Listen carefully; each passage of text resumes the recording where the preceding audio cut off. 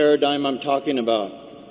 It may surprise you to learn that the empire domination model of Christianity was woven by jurists into the laws and policies of the United States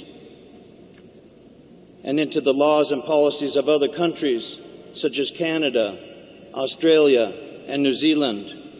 That hidden code of Christian empire has worked for more than 5 centuries toward the dissolution of our original nations and peoples, here on Great Turtle Island and Abiyala to the south. The idea patterns of domination and so-called Christian discovery have been incorporated into U.S. federal Indian law, where they remain to this day.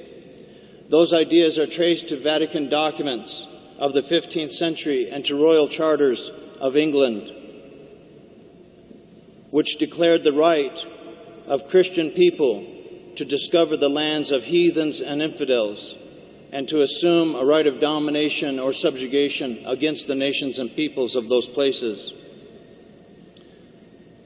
In 1823, Chief Justice John Marshall, on behalf of the United States Supreme Court, wrote that doctrine into U.S. case law, where it remains to this day.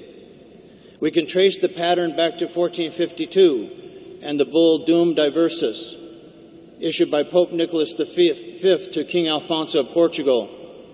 It instructed the king to go to the western coast of Africa and to non-Christian lands everywhere, and to invade, capture, vanquish, and subdue all Saracens, pagans, and other enemies of Christ, to reduce their persons to perpetual slavery, and to take away all their possessions and property.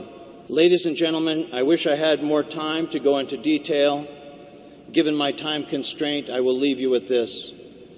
In 1954, the U.S. Justice Department delivered a legal brief to the U.S. Supreme Court in the case Tehitan Indians versus the United States.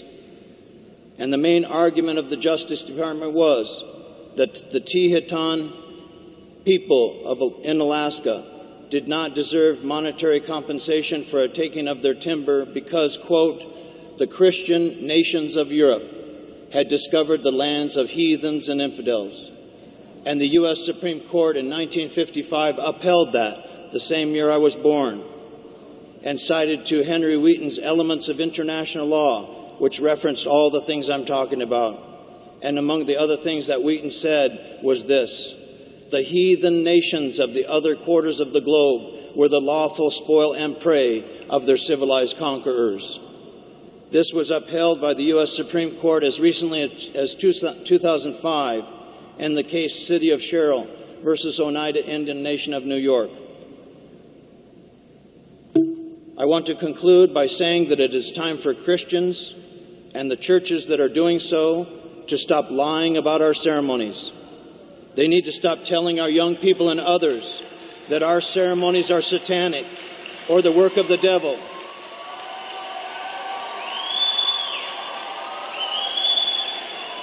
This is killing many of our young people who, deprived of their cultural and spiritual identity in the wake of the domination of the residential and boarding schools, are ending their lives prematurely.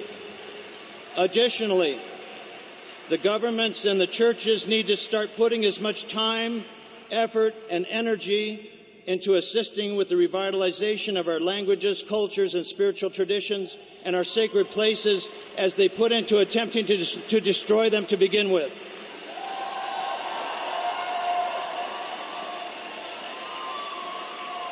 Our original nations don't need reconciliation. We need decolonization. We and the planet need healing from the trauma brought on by chronic and ongoing domination. Thank you to all the Christians and Christian churches who have supported us in our efforts. We express our deep appreciation. We invite you to join us on the sacred path in honor of the first principle of original nations: respect the earth as our mother and have a sacred regard for all living things.